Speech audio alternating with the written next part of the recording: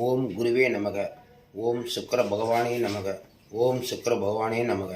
ஓம் சுக்கிர பகவானே நமக. ஓம் சுக்கிர பகவானே நமக. பாகம் 13 பார்த்த ஆண் ஜாதகம். இன்று பாகம் 14. அதற்கு முன் உங்கள் அனைவருக்கும் வணக்கம். இந்த பெண் ஜாதகத்துக்கும் ஆண் ஜாதகத்துக்கும் பொருத்தம் இருக்கிறதாண்டு கேட்டிருக்காங்க. இந்த பெண் ஜாதகம் 17/5/2000 5:30 மாலை விசாகம் 2வது பாதத்தில் துலாம் ராசியில் பிறந்திருக்காரு. லக்னம் துலாம் ராசி அமைஞ்சிருக்கு. விசாக நட்சத்திரம் ஜென்ம நட்சத்திர அதிபதி குரு. ஆண் ஜாதகம் ஜென்ம நட்சத்திர அதிபதி ஆயில்யன்றனால புதன். இந்த 2 ஜாதகத்துக்கும் திருமண பொருத்தம் இருக்கான்னு பார்க்கலாம். இந்த ஜாதகம் விசாக நட்சத்திரம் போது துலாம் ராசி துலாம் லக்னம் விசாக நட்சத்திரம். 3வது நட்சத்திரத்தில் கிரகம் இல்லை, 5வது நட்சத்திரத்தில் கிரகம் இல்லை, 7வது நட்சத்திரத்தில் கிரகம் இல்லை. இது 4வது ராசிங்கிறது வேற, 7வது நட்சத்திரன்றது வேற. இங்கே 7வது இடத்துல சனி பலவீனமாக இருக்காரு, அது ஒரு பாயிண்ட்டு. அடுத்து வேதி நட்சத்திரமான சூரியன் இருக்காரு. சூரியனுக்கு திரிகோணத்தில் கேது இருக்கார்.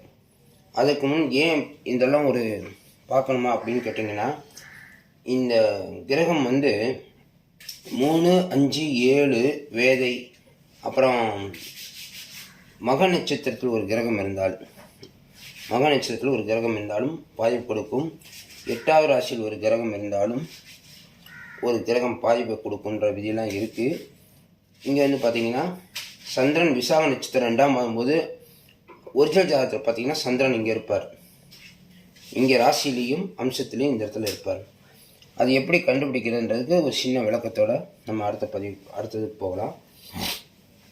வெளியே ப்ளூ கலர் எழுதியிருக்க எழுத்துக்கள் பூராமே இது ராசி. வெளியே எழுதியிருக்கிற ப்ளூ கலர் பூராமே அம்சத்தில் இருக்கும். அந்த இடத்துல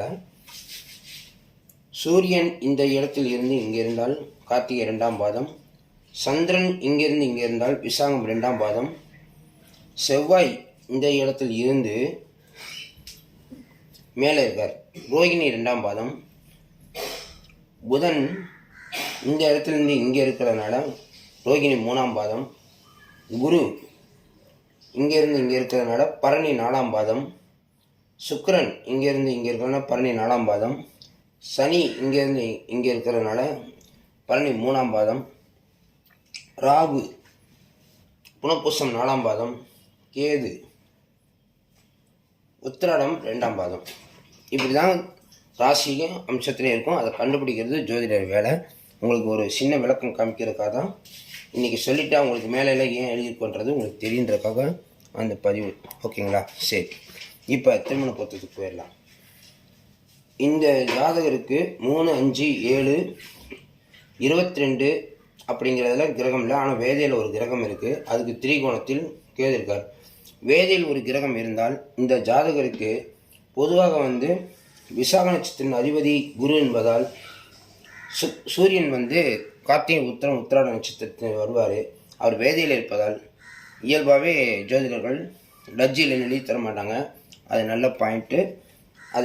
அது காப்பாற்றப்படுகிறது அப்படின்னு ஒரு விதி இருந்தாலும் அஸ்வினி மகம் மூலம் எடுத்துட்டாங்கன்னா இங்கே அவர் இதுக்கு தொடர்பில் இருப்பதால் பிரச்சனை கொடுக்கிறது அப்படிங்கிறது ஒரு விதி வேலை செய்யுது.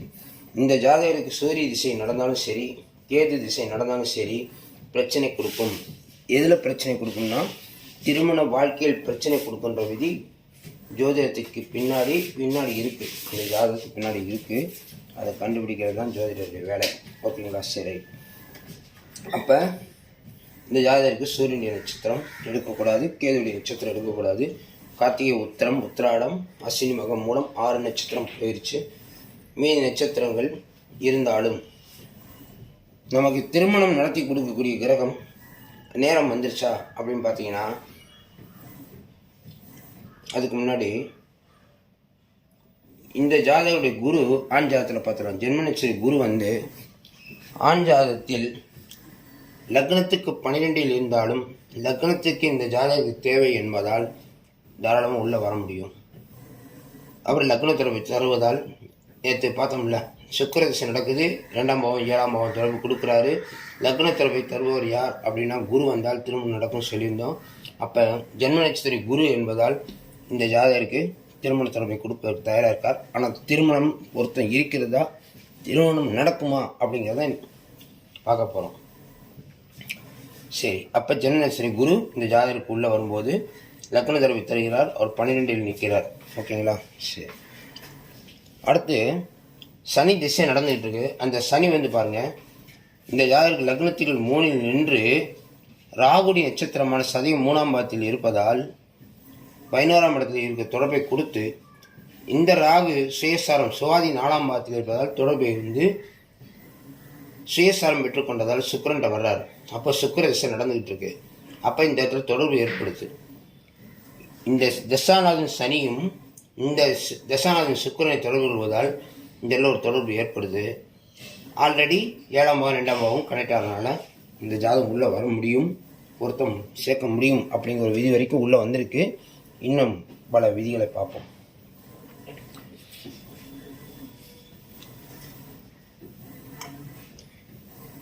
ஆண் ஜாதக ஜென்ம நட்சத்திர சுக்கிரன் பெண் ஜாதகத்தில் 7ஆம் இடத்தில் இருக்கார் பாருங்க. அப்போ 7 வந்து தொடர்பு தரார். நான் உனக்கு குடும்பம் அமைத்தருகிறேன், திருமணம் செய்து கொள்கிறேன் என்று அது வழியாக உள்ளே வந்து அவர் சுயசாரம் பெற்றுக்கொண்டார். சுக்கிரன் 14ஆம் பாவத்தில் இருப்பதனால சுயசாரம் பெற்றுக்கொண்டதால் செவ்வாய் தான் வேலை செய்யணும். ஆனால் செவ்வாய் 8இல் நின்று தடை செய்கிறார்.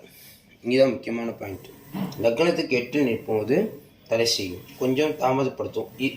ஏதாவது ஒரு விஷயம் அவங்களுக்குள்ள வரதட்சணை விஷயமா இருக்கலாம், திருமணம் யார் செய்து கொள்வதுன்ற வேறு விஷயமா இருக்கலாம், பொருளாதாரமாக இருக்கலாம், அல்லது வீடு மனை சொத்து இந்த மாதிரி பிரச்சனைகள் ஏதோ ஒன்று தடை செஞ்சு கொண்டே இருக்கும் அந்த ஜாதகம் உள்ளே வர்றதுக்கு.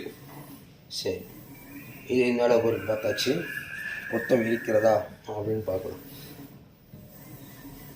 இப்போ ஜென்ம நட்சத்திர குருவும் ஜென்ம நட்சத்திர சுக்கிரன் புதனும் இங்கே எங்கே இருக்கான்னு பாருங்கள். ஆண் ஜாதி ஜென்ம புதன் இங்கே இருக்காது, பெண் ஜாதத்தில். ஆண் ஜாதத்தில் குரு, சரி, பெண் ஜாதக ஜென்ம நட்சத்திர குரு இரண்டுக்கு நடுவே சனி இருப்பதால் திருமணம் தடை ஏற்படும். பேச்சுவார்த்தையை தொழில் முடிஞ்சிடும். நான் முதல் சொன்னேன்ல, பொருளாதாரம், வீடு, சொத்து, வரதட்சணை, ஏதோ ஒரு கேள்வியாக வந்து இல்லை பையன் வேலை செய்கிறது, இந்த சம்பளம் எனக்கு பிடிக்கலை, வருமானம் பத்தலை அப்படிங்கிறது நினைக்கலாம். தடை செய்வது இதுதான். ஆனால் 2 பேருக்கும் வசியம் ஏற்படுது. கிரகங்கள்லாம் உள்ளே வர்றதுக்கு ரொம்ப ரொம்ப முயற்சி பண்ணுது. தசா காலம் எல்லாமே கை கொடுக்குது. கொடுத்தாலும் இந்த குருவும் புதனும் நடுவே இருப்பதால் திருமணம் செய்யக்கூடாது. இந்த ஜாதகத்துக்கு, இந்த 2 ஜாதகத்துக்கு திருமணம் செய்யக்கூடாது அப்படிங்கிற விதி கண் முன்னாடி தெரிகிறது. ஆனால் இது எத்தனை ஜோதிடருக்கு தெரியும்னு எனக்கு தெரியல. நீங்களும் இது போன்ற ஜோதிடம் படிக்க வேண்டும்னால் எனது வாட்ஸ்அப் நம்பருக்கு நீங்கள் கால் பண்ணலாம், மெசேஜ் பண்ணலாம். நீங்கள் என்ன செய்றீங்கன்ற முதல்ல சொன்னால் தான் நான் இந்த வாட்ஸ்அப் அட்டன் பண்ணுவேன். இல்லைன்னா வாட்ஸ்அப் அப்படியே தான் இருக்கும். ஓகே சார், குட் மார்னிங், வணக்கம்னா போட்டால் நான் ஓப்பன் பண்ணுறதில்ல. நீங்கள் ஜாதகம் போட்டால் மட்டும்தான் அதை நான் ஓப்பன் பண்ணுவேன். இல்லை உங்களுக்கு விளக்கம் எழுதணும், எனக்கு திருமணம் சம்மந்தப்பட்டதில் தகவல் தேவைணும் அப்படின்னு ஏதோ ஒரு விதியை சொல்லணும். சரி, இப்போ பொருத்தம் இல்லைன்றது வந்தாச்சு. இந்த ஜாதகருக்கு இந்த நட்சத்திரங்கள் எடுக்கக்கூடாதுன்னு வந்தாச்சு. ஜென்ம நட்சத்திரமே உள்ளே வரல, தசாநாதன் மட்டும்தான் உள்ளே வர்றாரு.